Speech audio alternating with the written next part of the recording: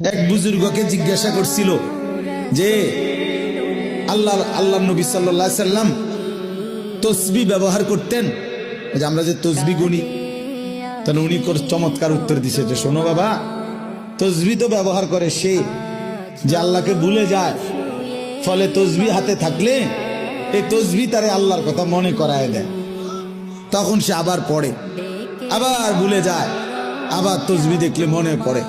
তো তসবিহ তো মনে করায় দেয় আল্লাহর কথা, তো যে ভুলে যায় তাকে না মনে করাবে? তো নবী সাল্লাল্লাহু আলাইহি সাল্লাম তসবিহ পড়তেন কিনা, ব্যবহার করতেন কিনা তুমি জানতে চাইছো?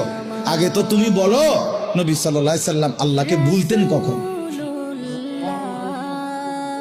তিনি আল্লাহকে ভুলতেন কখন? তিনি তো কখনোই ভুলতেন না।